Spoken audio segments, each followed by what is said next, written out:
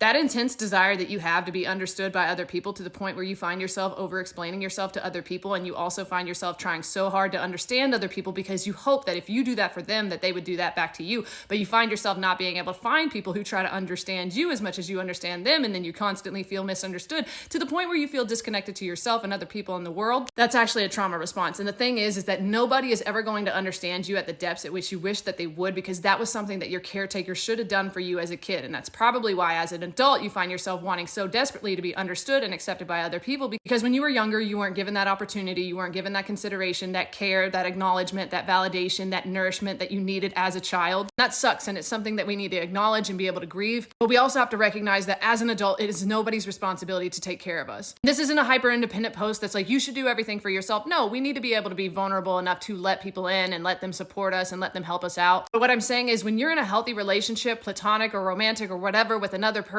it is not their job to tell you what to do. It is not their job to give you your identity. It is not their job to make you regulate your emotions. That is your job. They can help you figure out some things like that, but at the end of the day, you have to make that decision for yourself. So the reframe is, why would you want to give the job of figuring out what you want for yourself, what you want to do with your life, or whatever it might be, why would you want to give that job to somebody else? Because the thing is, if you had emotionally available caregivers when you were younger, they would have wanted to give you that opportunity to choose for yourself. Yes, they would have guided you. They would have tried to tell you what they think is best for you. But at the end of the day, if they were healthy caregivers who wanted you to have your own sovereignty, they would have still tried to do their best to let you make your own decisions within reason. Like, acknowledge and grieve the fact that not everybody's going to understand you as much as you wish that they would. Acknowledge the fact that you probably will feel that throughout your life. And that's because there are so many different people in the world that we're going to interact with, and we're not going to be everybody's cup of tea. While you grieve that, also give equal time recognizing and giving gratitude for the people who have tried to understand you, even if they're not around anymore. Because that's another thing. People think that just because people aren't in our lives anymore, we can't appreciate certain aspects of the dynamic that we had with them. And if there were moments where you really felt understood by them, you can still appreciate that without making yourself feel bad. That still counts. In your life, you have great moments, and some moments aren't your favorite. But that doesn't mean that the great moments are any less than what they were. Spend time every single day to try to get to know yourself, because as you get to know yourself, you're not going to feel as offended or hurt by the fact that other people aren't understanding you, because you have your back. But also make space for the fact that you're not always going to understand yourself. Sometimes there's having a level of just like, well, this is who we are today, I guess. And it's just extending that compassion until you do have an understanding, or even just allowing yourself to just be. And as you start to do this for yourself, you'll also see that you're able to do that for other people. This might even help other situations where maybe you extend too much grace and understanding to other people. Or maybe you make them feel like they're being overanalyzed because you're constantly up in their business, which isn't necessarily a negative trait, but sometimes we can overdo it. Anyway, I'm sure that there's things that I'm missing out, but I'm tired and I want to take a nap. Anyway, my name is Sarah. I'm your favorite self-experimenting coach or companion, and I help get people reacquainted with who they most authentically are. You're an amazing person, and I hope you had the best day.